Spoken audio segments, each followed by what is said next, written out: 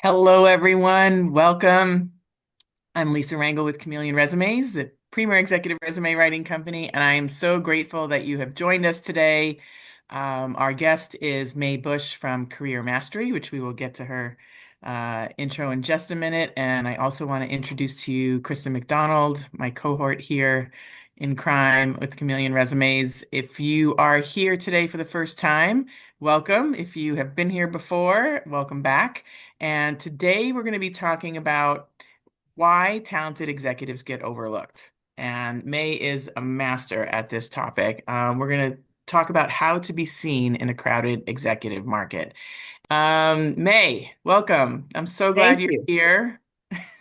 I am delighted to be here. Lisa, you are one of my very favorite people. And one of the Oh, things that makes you so much even more special is you and I are both from New Jersey. yes, I was going to bring it up, but you got me first. I don't want to steal your thunder. Despite being based in London, you never lose your Jersey roots. Never, never. And if anybody else is from New Jersey, let us know in the chat. We want to, welcome you. Yeah, Marcia. Yay, Marsha. Hi, Marsha. How are you doing? Or Yay. maybe it's Marcia. I don't know, but yes. You guys, it's awesome. So we're going to talk today about how executives can be visible in this incredibly crowded and competitive market. And if you have not seen, you should know that May has written a book called Visible, and recently that has come out in November. So congrats. But I'm going to tell you, she's been living and preaching and teaching this work for her entire career. She had a 24-year run at Morgan Stanley, starting as an analyst, ending up as a COO of Morgan Stanley Europe. And this book is filled with her lessons, her mistakes, and her wins. That this is all tried and true advice. And, while we're obviously going to highlight the book, it's really about talking about how to become visible and stay visible in this marketplace. And I don't think it's been a more important time to really learn this topic, even though this is a timeless, evergreen topic. So, May, I'm so excited. Tell us a little bit about what made you write the book. And this isn't a book sale type No. of event today, but it's really so much a part of your Yeah. story that I want to talk about what brought you here and what we're going to talk about today. Absolutely. And is it helpful if I just show people what the cover of the book looks like? Because I do love it. Is Yeah, that yeah. okay? Oh my God, it's beautiful. Hold it up. Yeah, I did it we virtually. worked There long we and go. hard on this, and one of the things that we also worked on was the title, and it really links to the question you just asked me about why I wrote the book. And so the subtitle is How to Advance Your Career Without Playing Politics, Mhm. Selling Your Soul, or Working Yourself into the Ground. And that is massive on every level. Yeah, it is. It is. And we all live it. And I think everybody listening to us is probably living it right here, right now. And what I've noticed, the reason I wrote the book is because I want to level the playing field. And what I mean by that is throughout this 24-year career, I have seen too many really talented, good, hardworking, sincere people who care about other people. That's what I mean by Mhm. good people kind of plateau or go sideways or be overlooked when other colleagues, some with less experience, some with less capability, seem to live a charmed life. And it just isn't fair. Yeah, I agree. And then in today's market, I think it is really timely, Lisa, you're right, because you know about the whole job hugging phenomenon, Hmm. and people are holding on to jobs that don't even like. And that Right. is all making us play small, and we're just uh, downplaying things Playing when safe. Yeah. playing safe. And when playing safe is sometimes risky because you get overlooked and things don't go so well. And it's even more important right now to learn how to be authentic, invisible. And that's really why I wrote the book. And it also harks back to an aha moment I had when I was probably upper mid level of my career at the time. I was in this new role. I'd been in there for 6 months. I was just, in your words, you were killing it. A nice Chinese girl doesn't say you're killing it, but so I'm channeling Lisa here. I was killing it. My bosses were telling me how happy they were. They put me up for promotion, but then on a Friday night, they called me into their office, and one look at their faces, and I knew it couldn't be good. And they, meaning my boss and her skip and my skip level boss, and they said, May, you're not getting promoted this year. We're really sorry. We went to bat for you. We really pushed hard, but in the end, most of the committee didn't even know who you were. It was like, May who? And that really taught me a lesson. You can be fantastic and knocking the cover off the Mm, ball. Your boss can even think you are. But if the people around who are making decisions don't know that, you may as well be invisible. And I think when it comes to finding a job, searching for a job, whether you're currently in one or in between jobs, I think the same thing holds true. Instead of boss, you have other stakeholders, right? yeah. The hiring managers, recruiters, other people who might put you in touch if they only Hmm. knew What you how were. what your interests were. So, No, uh, and I think it's you know, when I read it, I firmly believe that's, I mean, this is, I think, also why not only do we like each other as people, but I really believe in what you do. And I think there's a lot of overlap and similarities in like how we do things because if you can adopt a lot of what we're going to talk about today as a lifestyle and a mindset, whether you're working or not working, right? Like this is, although I know you wrote the book mostly for people currently in a job, it is, but as I was going through it, I'm like, this is like even for people without a job, because if you can adopt this as a mindset, how you do your job search, and it's networking based and it's relationship based and it's advocating for yourself based and it's managing your stakeholders based and all the things we're going to talk about today, then you really aren't looking for a job anymore because now it's you have the network. Like your ability, yeah. job security does not lie with any one employer. It lies in your ability to be able to land something quickly. And that only comes Mm, from doing the things that you're talking about in this book. yeah. And it's a long-term play. So here's where we're going to fail you today. I always say that you come to our sessions and there's something you probably put to work right away after the session. You'll be able to put things right away to work after the session, but this is a long game. This is a long game play, and it really is a mindset shift. So if you were looking for like immediate gratification today from some of these activities after the call, like I said, we may fail you today, but this is a long game, and it's a mindset that if you employ day in and day out, you're going to, I believe, find yourself never looking for a job again because you're always going to have people to tap when you're in need, and then the right people are seeing you. So that's all working for you before you need it. That's the Yeah. key. So that's our delivery today. What would you say are some of the most common misconceptions you encounter when people talk about being visible? I mean, I think your subtitle says it all Yeah. there, but I know I hear a lot of times that people are worried about playing. I don't want to play politics. I don't do Yeah. politics. Like, but what are some of the other misconceptions that you feel that hold people back from employing this work? Well, I think there are at least three. I think of them as myths Yeah. that are important to note. The first one is this concept that your great work will speak for itself. Your work Mm. doesn't speak for itself. Your work doesn't speak, right? We have to find a way to make it clear. And everybody else is busy. They're focused on their own whatever, career, job, to-do list, Hmm.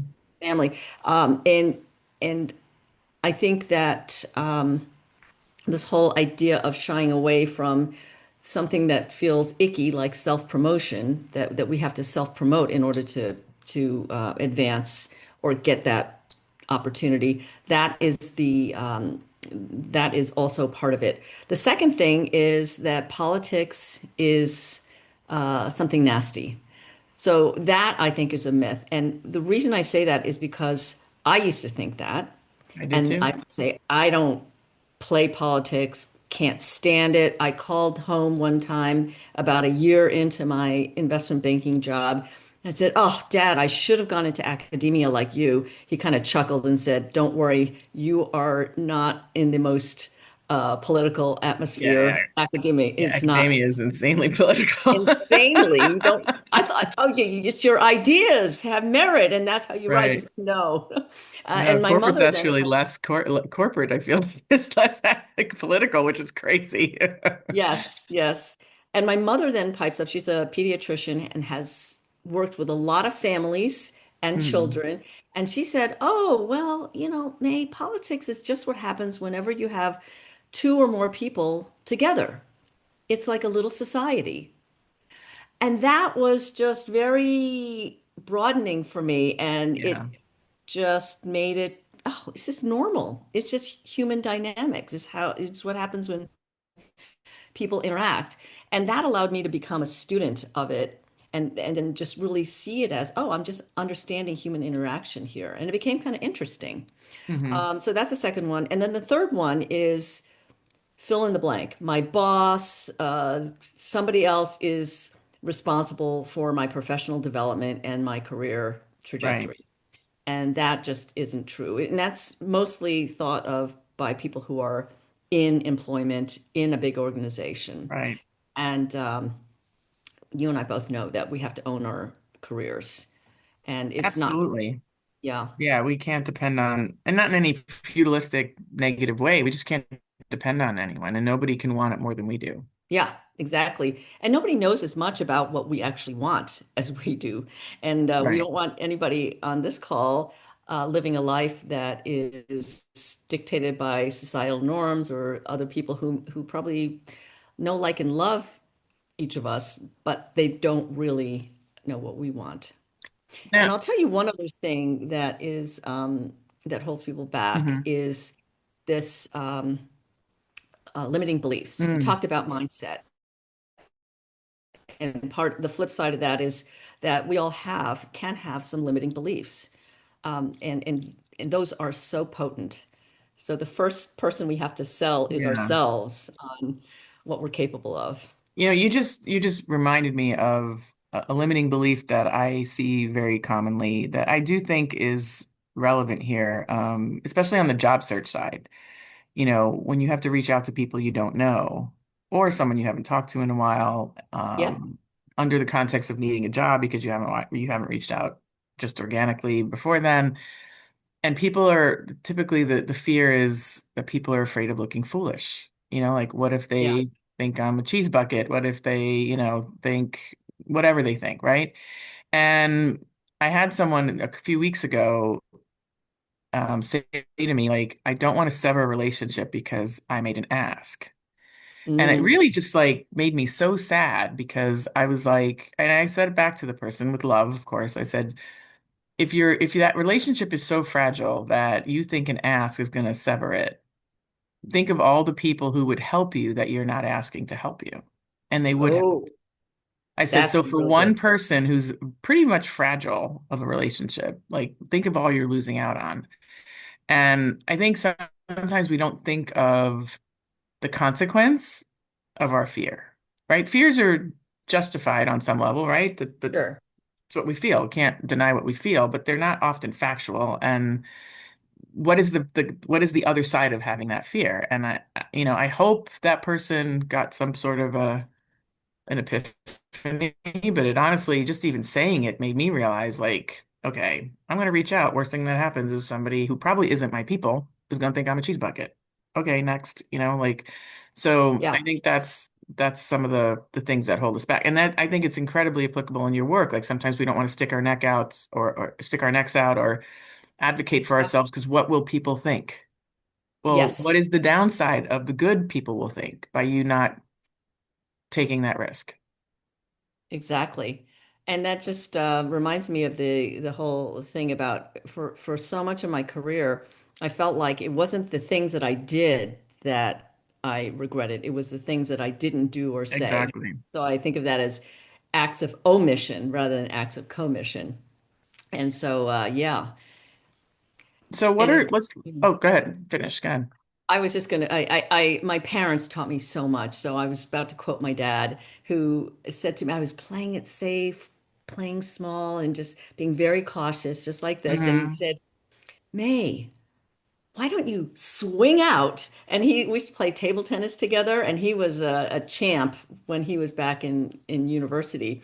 And so, yeah, I love doing the backhand, and you just kind of whip it around. And so when he said swing out, that's what I always think. Okay, swing out, because that's how you can top spin and really hit a killer shot. So anyway, I don't know if there Hang are any out, table baby. tennis players on here, I love it. No, I love it. I think that's but great. yeah, swing out. What is the worst that can happen? Yep. So with that said, what are, you cover in the book certain frameworks and items, Yeah. and you give really great tactical um, plans and execution plans of how to do each of the points that you're talking about. But Yes. It's a very practical. I Yeah. love it. It's really great.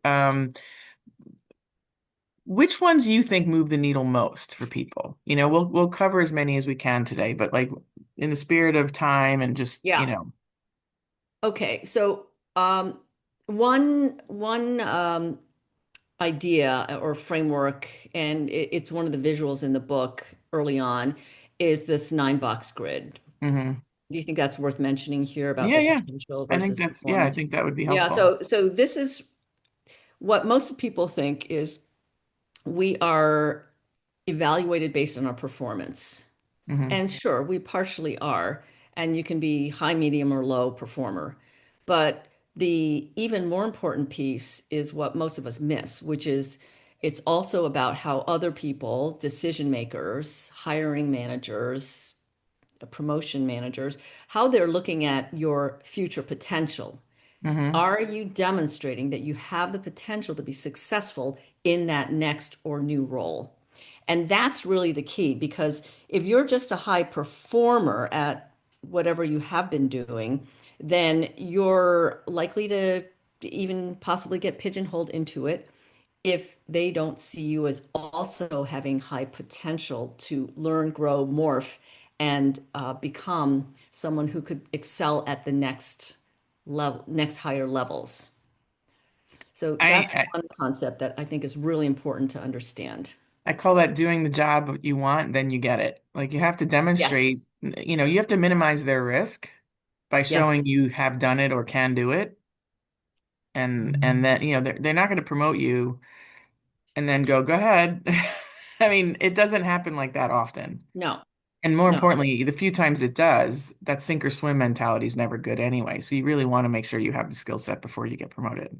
Yep. And the key is to be able to demonstrate that you have the skill set. And I was just thinking about in an interview context, is that useful to talk about Yeah, here? absolutely. You know, in an interview context, there's a guy named Ramit Sethi, Oh, who yeah.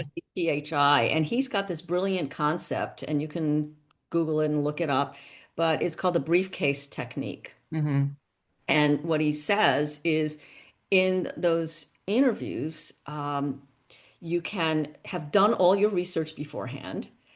And then when you get in the room and put together what you anticipate might be the 3 or 4 or 5 challenges that they have, and put hmm together your thoughts on it in a one pager for each of them. And then when that comes up, so, okay, how could you help our company? What he says is then you open your briefcase, figuratively, you take out Right. your sheets of paper and you say, I'm glad you asked that because I've been thinking about blah, blah, blah, blah, blah that your company faces, or at least I think you do.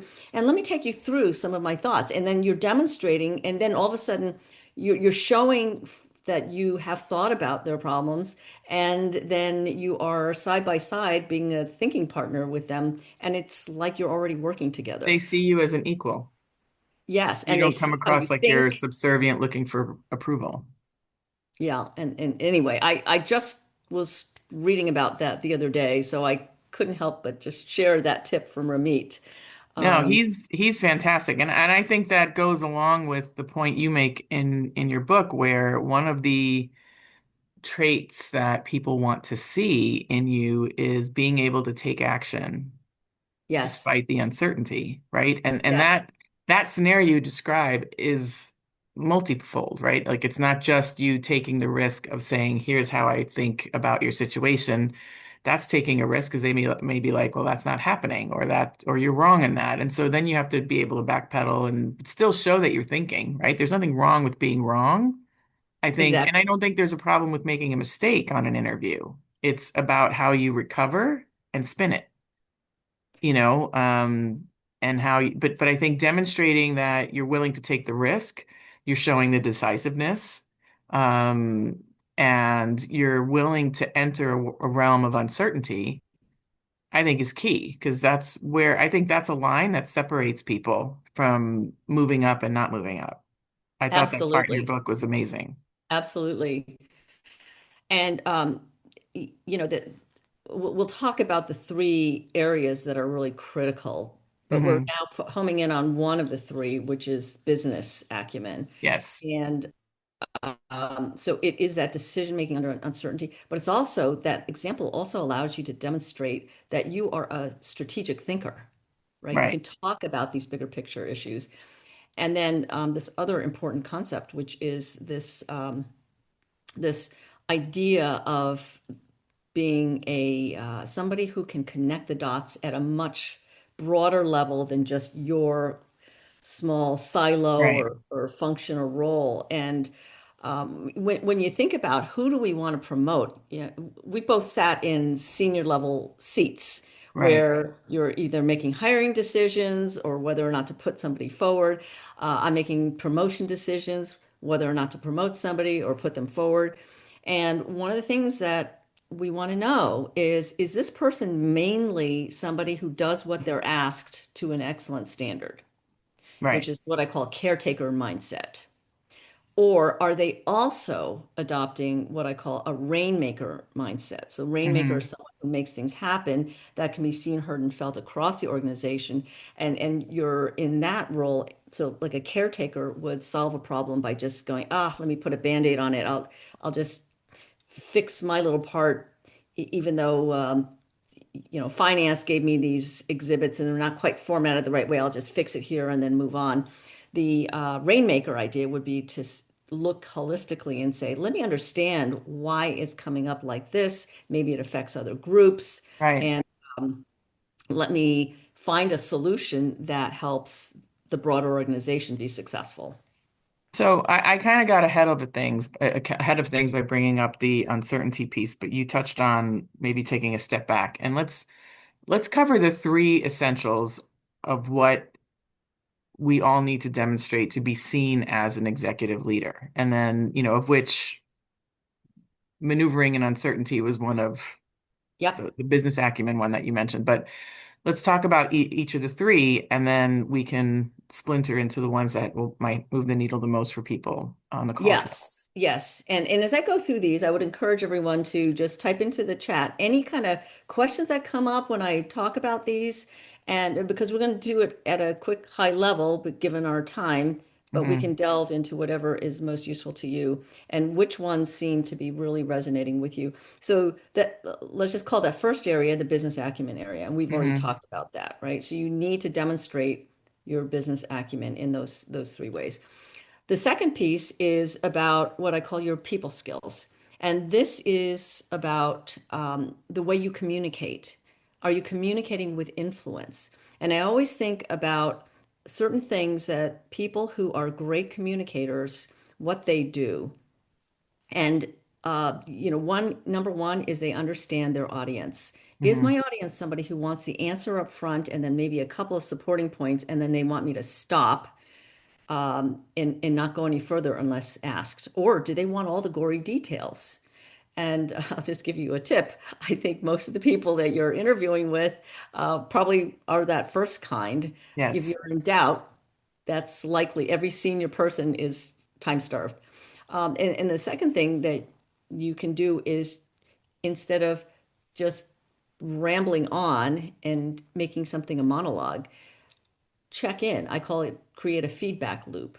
So Hmm.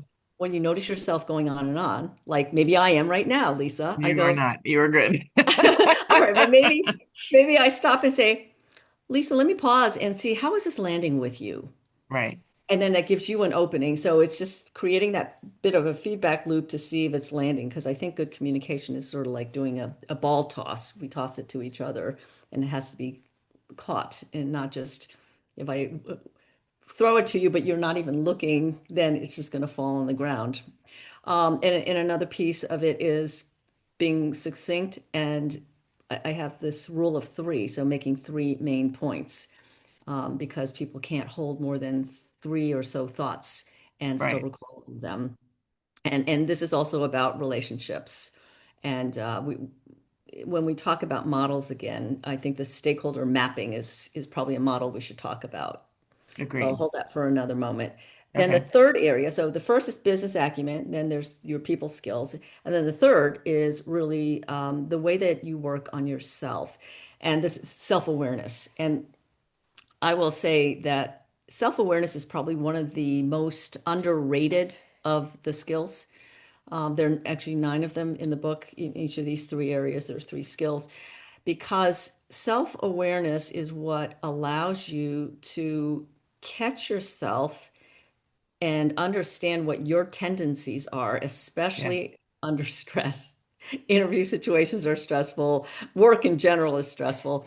And so that your tendencies, you want to make sure that you know what they are so that you can be working in your best environments as much of the time as you can and not giving in to your worst tendencies. If you can just keep out the worst in yourself, usually things turn out really well. At least that's true for me. I have a I lot of same. bad tendencies. I learned that a little later in life, but I absolutely agree with it and wish I learned it sooner.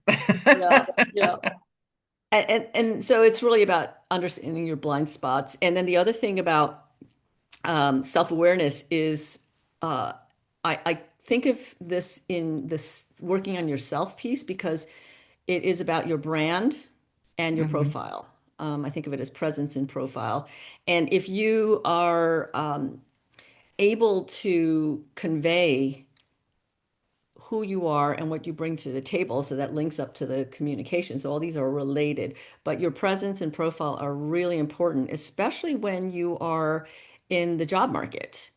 Yes. And a lot of that has to do with confidence. And I think when we're looking for a new job, it can be really what was the term you used before? It evokes kind of a fear because we're being judged. We feel like we're being Right. judged.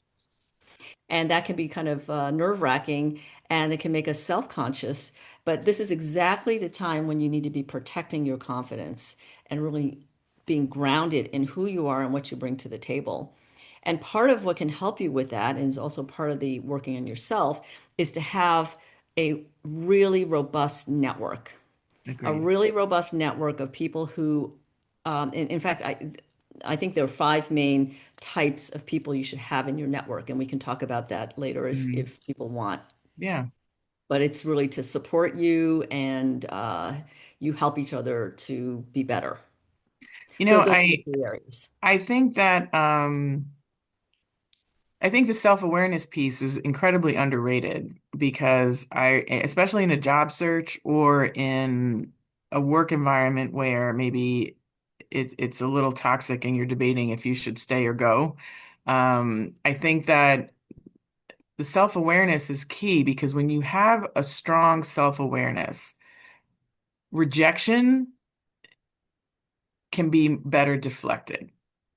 When you have poor self-awareness, rejection can often seem like something you need to change.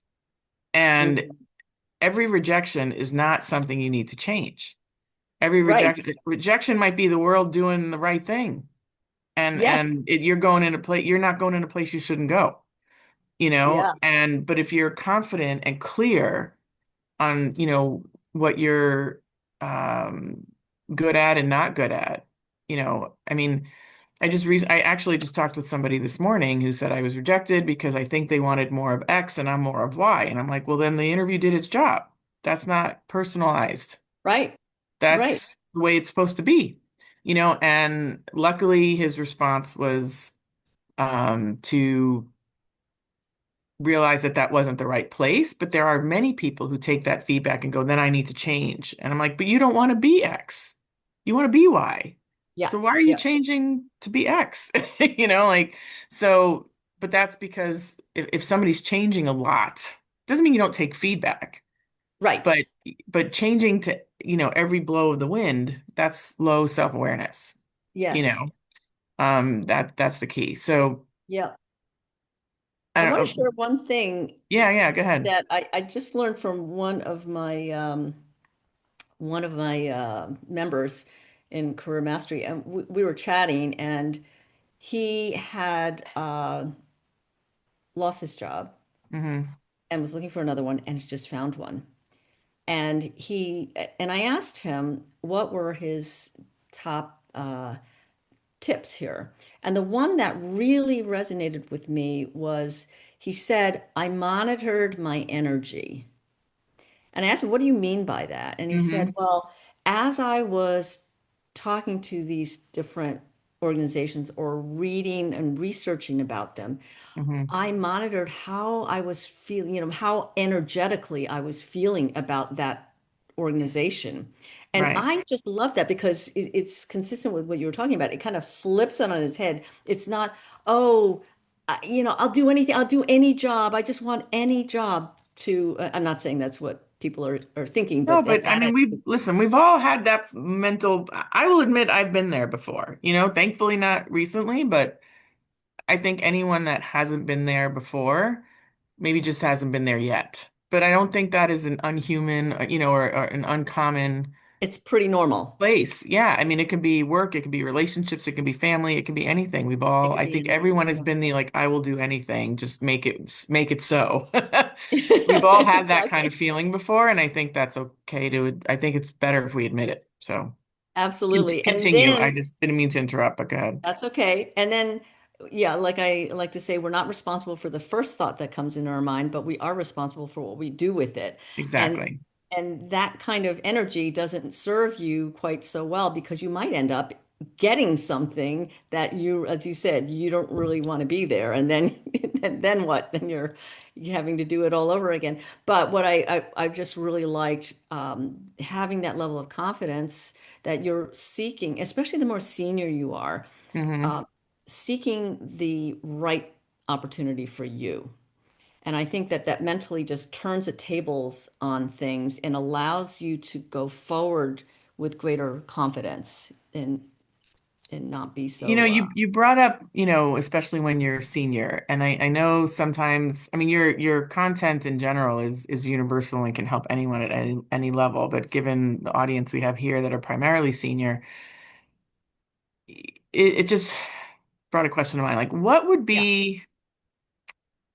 what would be some early warning signs of a senior level person maybe plateauing and not being as visible Mm.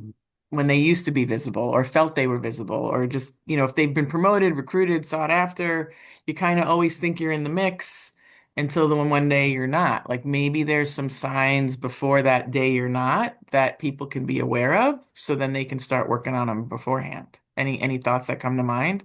Yeah, that's such a good question. And Somebody put in here good bet visibility and bad visibility. I guess maybe this is sort of I don't know if that's the same question, but yeah, I I think whenever there's been a change in the norm, it's okay. kind of like average temperatures, Hmm. and it's a little bit like they say about boiling a frog. They start with just lukewarm water. Oh, it feels like a nice, cozy bath, and they just turn up the temperature little by little, and before they know it, it's too late. They can't even jump out of the pot of water. So Right. I think it's those little tiny gradations that you just want to start to watch out for. So if you're commonly invited to, for example, present things or speak at things, and then you notice that that's really tailing off. So, you just start to go, oh, is that a signal? So not everything is going to be a signal. No, it's evaluation points, right? Like even like Yeah, your stakeholder evaluation, are they the same? Because they may change if there's M&A activity or just somebody else new comes in. It's just these are constant things to be evaluated. I don't think it's like a one and done type of exactly. thing. It's not. It's kind of just picking out small data points and not over indexing on any one of them. Just go, Hmm. oh, okay, that's interesting. Okay, let's just notice. Maybe it's because I've already spoken at all these different places and they're Right. just And I need to rotating do around. new ones. And I need to do new ones. Exactly. I need to do a new topic. I need a refresh, whatever it is. Or it might be that people who were previously coming to you for a lot of things are now maybe even avoiding you, or so just little tiny things like that. And I think that if one of the signs to me is I always felt like if I hadn't had anything new, a new assignment or a new I way was to do thinking that, yeah. something. Yeah. So if I've just been the same for over the years, then I really feel like I am that's plateauing. Um, Someone had a good question, Shripriya, in the chat. How do you deal with scenarios when your manager feels threatened by your visibility? yeah, that's really hard. That is really hard. Yeah, I don't know And if we could maybe, solve that today in one general quip, but yeah, I think so much is dependent on the kind of manager we have, but the kind of manager we have, we cannot be limited by any one person. So this is where it's really important to have this broader network of people at the same level as your manager, and then the people more senior to your manager. So you're not beholden to any one person, including your manager. That's one thing I would say. And then the second thing I'd say is to see if you can do a zooming out, stepping back, dispassionate analysis of whether, in fact, the way you are going about your visibility is contributing to your manager feeling a little bit threatened. And and maybe you can ask trusted others. This is where having a couple of trusted peers who you can bounce these questions off of could be really helpful, or a mentor. You want to be yeah, careful who you're asking, but if you have that kind of person, I think that would be a nice mirror to hold up to yourself. And if you really feel like it's not because of the way you're doing things, it's right. really that boss is overly sensitive, then it could be that you're going to outgrow your boss in a little bit. And that's the Um, self-awareness, yeah. and not responding to every, uncomfortability that they do. Yeah, because you can't just hide yourself under a bushel because you're afraid your boss is going to not like it. You just want to see if you can do it in a respectful way while bringing your boss along, Right. and making your boss look good as well. Because if your boss is getting visibility too, then they're likely to be less worried about you getting visibility. It's true. And then you also just come across as somebody who lifts, the water who lifts all boats, right? And you're not Yeah, just out for yourself, which is also an exactly. executive trait to begin with. So, Exactly.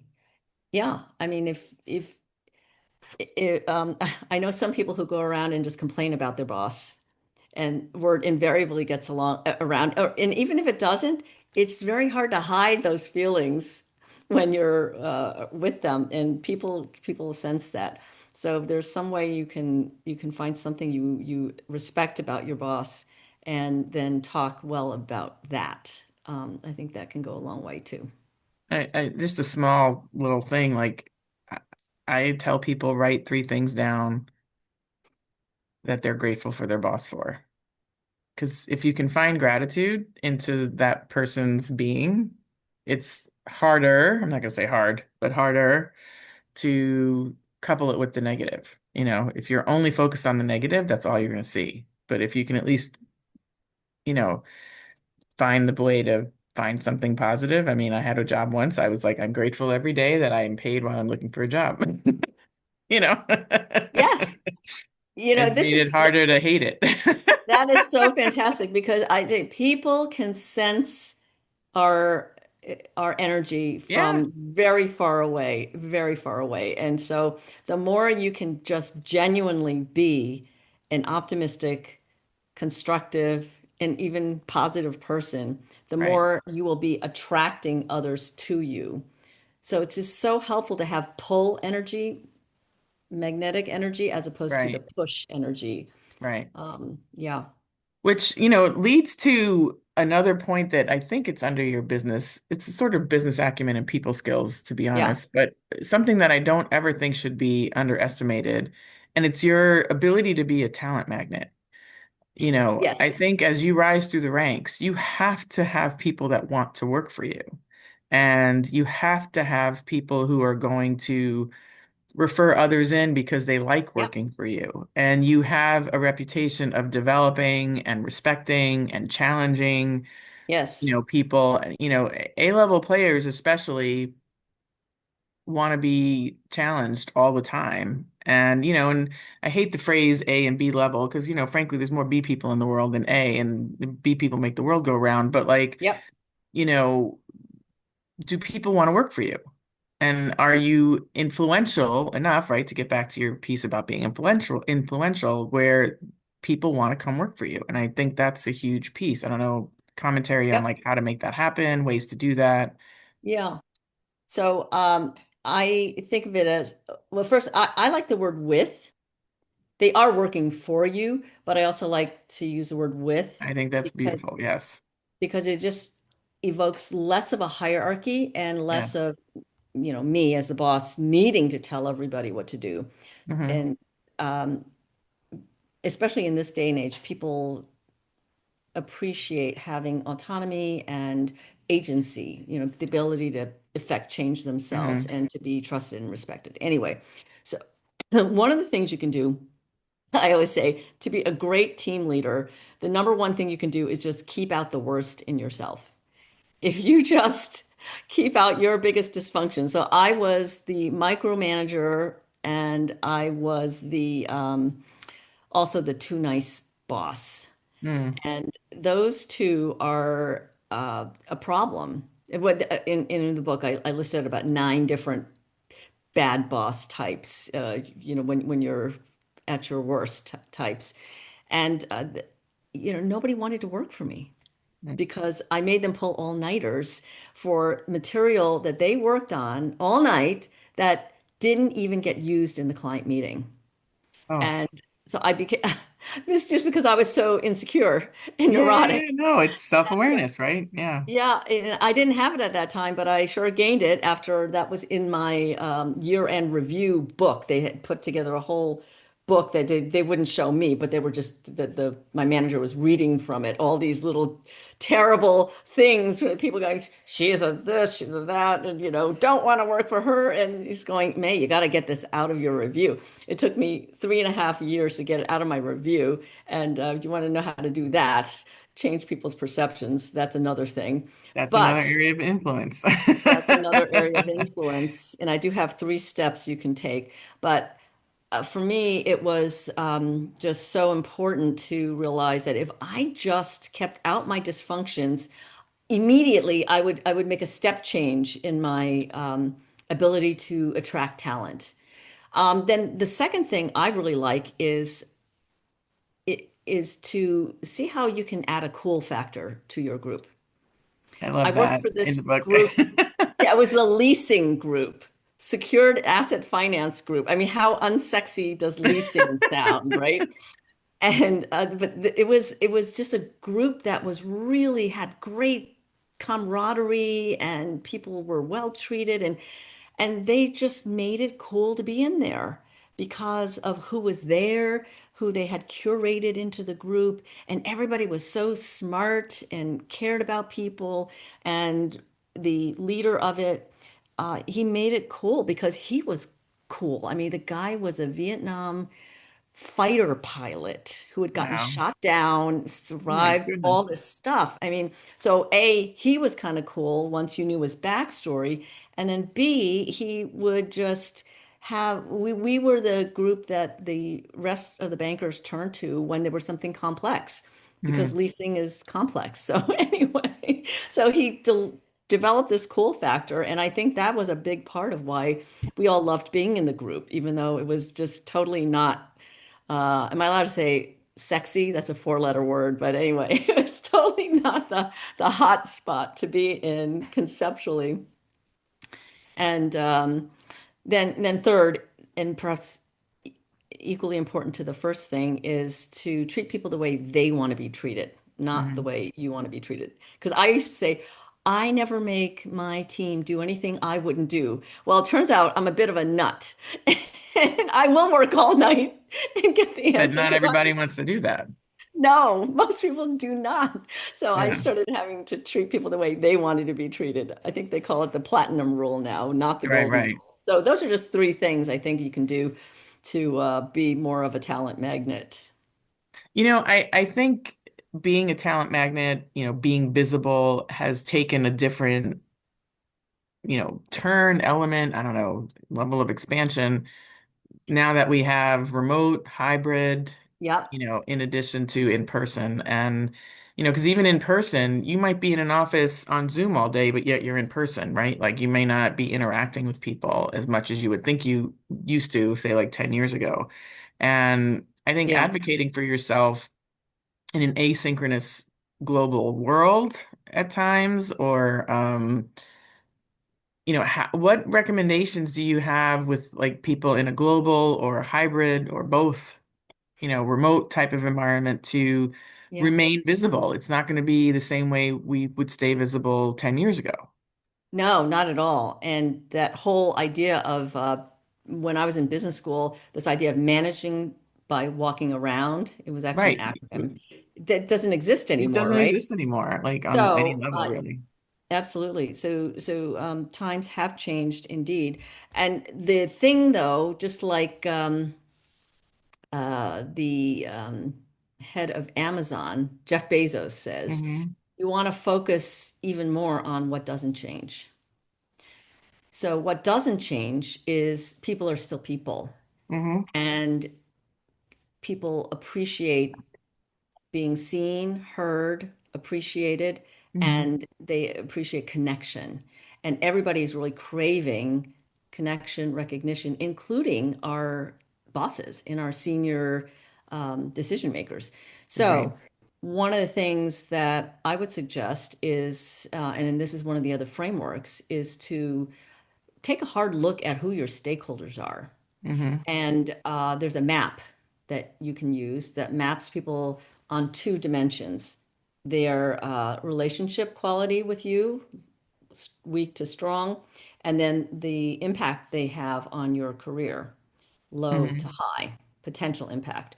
And you can plot them into these four different quadrants. Right. And that helps you to just immediately visualize, oh, who has a really big potential impact on my career, but Hmm. I don't yet have a good relationship. Those are people to focus on. So you don't have to focus on everybody, but you want to focus Hmm. on the people that have a big impact. And then what you do once you've mapped them out and figured out who you want to focus on is you just apply, nor I was going to say, be a normal human being and just connect with them with the kind of positive intent, not that you're trying to get something from them, not trying to be performative.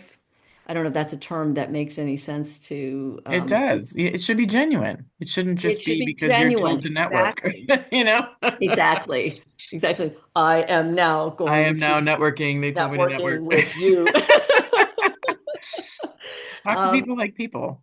yeah, just be a person. And so, what would you reach out to somebody who you respected and cared about? Well, I might know when some important thing is happening. I might find out what their birthday is, let's say, if I came across that, and you don't have to be creepy or anything, but sometimes people just happen to say, "Oh yeah, no, he can't meet that day because it's his birthday." And then I go, "Oh, okay, now I know his birthday."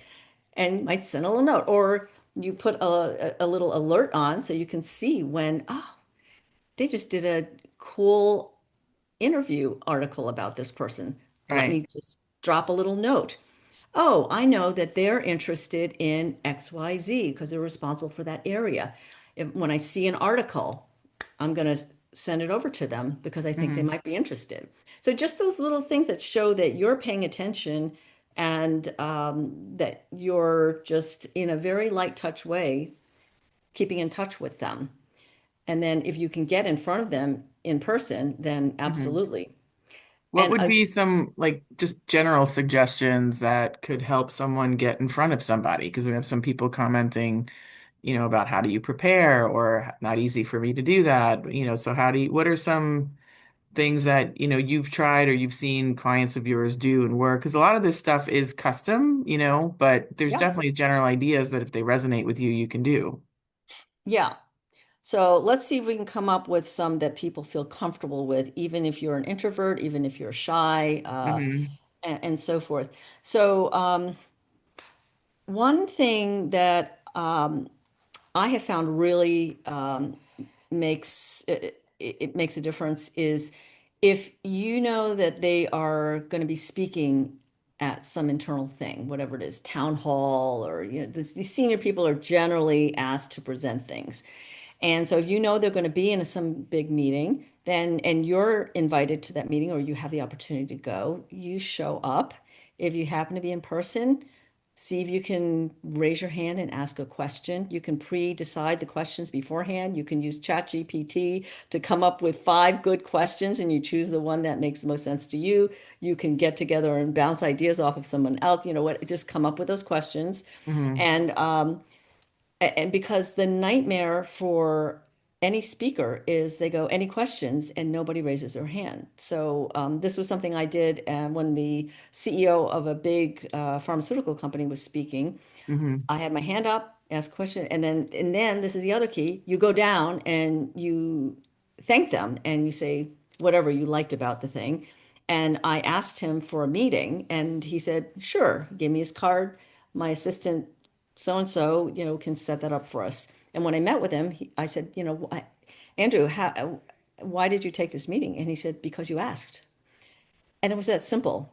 I mean, this is a Yeah. very busy CEO of a gigantic company. So I just say, show up and engage. Even if you feel uncomfortable, it's time. It's time. You're old enough, you're wise enough, and you're good enough to step outside your comfort zone just a little bit and Hmm. try it.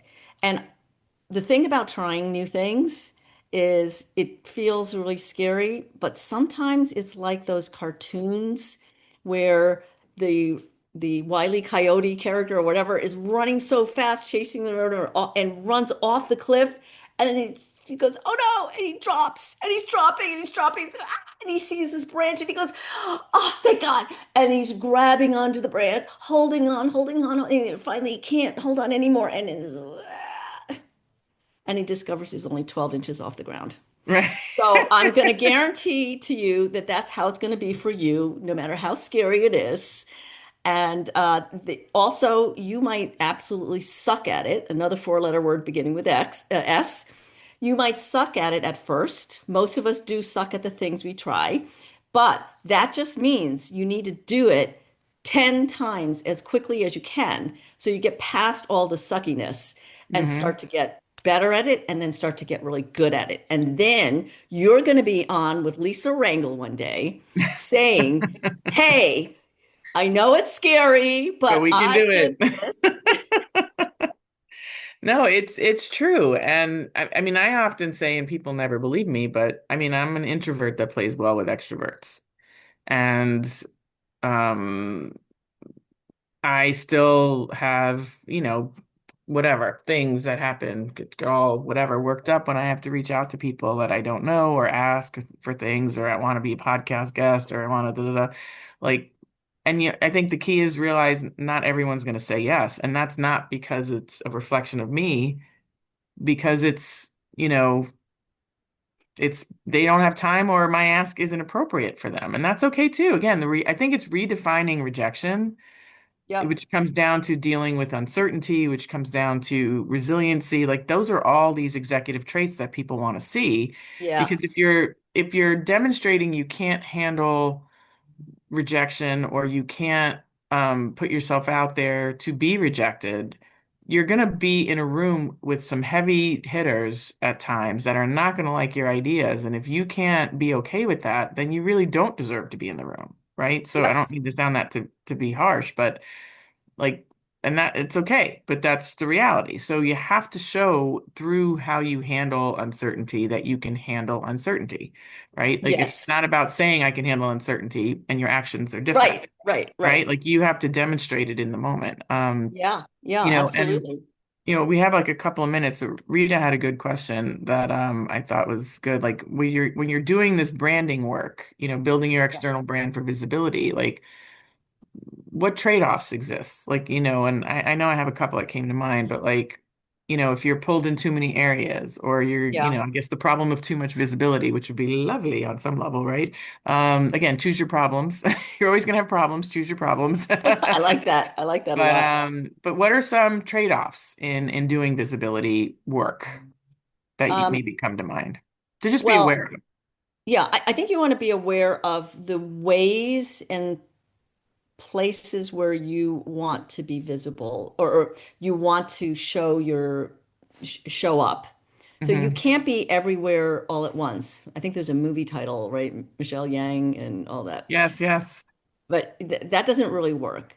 So you want to figure out what kind of topics or ideas do you want to be known for? So what Hmm. area is your, in air quotes, thought leadership going to be in? And that's Hmm. kind of a loaded term, but what do you want to be known for? And then, is it about your technical skills in a particular area? Is it about how strategic you are? And so you just figure out what kind of topics, and then figure out what kind of venues are the best for you. And you want to find the ones that are natural and easy for you, so it doesn't take up a lot of mental energy and effort. So if you're really good on video, then great. Maybe you can do video things. If you're really Hmm. good at writing, then do written things. If you're good one-on-one, do one-on-one. So pick your spots and then target the kind of audiences you want to be visible with. You don't need to be visible with everybody, but is it your potential client base? Is it the senior leadership? Is it people in the industry? So you just go and pick those spots and Hmm. lean into your strengths, lean into the areas that are easeful and strong for you. And that's how I think you can make it not such a slog. I think that's brilliant because there are many ways to do this. And I think trying to be an expert in all of them is a recipe for burnout and overwhelm. And, Yeah. like you said, if send video messages if you're better on video. If you're an excellent writer, then send 2, 3 line notes, or Or whatever write again. articles on LinkedIn Yeah, or or write on the articles ECC. on LinkedIn or send handwritten notes or, whatever it is that your stick that resonates with your target audience. It's got to be both, right? Yes. But start with what's natural feeling that you can build upon as opposed to starting with the thing that's incredibly unintuitive and then you Yeah. feel And kind terrible of, doing it. Not to say that you yeah. shouldn't challenge yourself, but at least start with the easier. Start with the easy. And one other thing is if you don't feel like you're the content person, if you're, one of the things I love to do is interview other people. So this is Yeah. very odd for me to have Lisa interviewing me. We're more having a conversation, but I love to interview people. My kids say, "Oh, mom, she's talking to strangers again." Yeah, So, you're so good at it. You really yeah, are. well, thank you. But if that's something, if you're shy about talking about your own ideas, then that's another way you could do it, right? You could just have your own LinkedIn show if you like doing that. No, this Anyway, is awesome. So I could talk to you for another hour, but I want even longer. But this is awesome. I want to make sure, Krista, we pop all the links the way you can find May and get her book in the chat there. May, you're awesome. There's not much. I mean, I can go on and on, but the words will right never back cease at to you, be. Lisa. So, and thank you, Krista, for keeping all Thank the you, wheels on the Krista. bus and the band-aids in motion. Thank you all for joining us. Thank you Definitely for joining find us. May on LinkedIn, go to, find her book on Amazon, and it will absolutely be worth your while. And this was awesome. Thank you so Thank you much, so everyone, much, for joining Lisa. us, Thank you, and Krista. have an awesome day.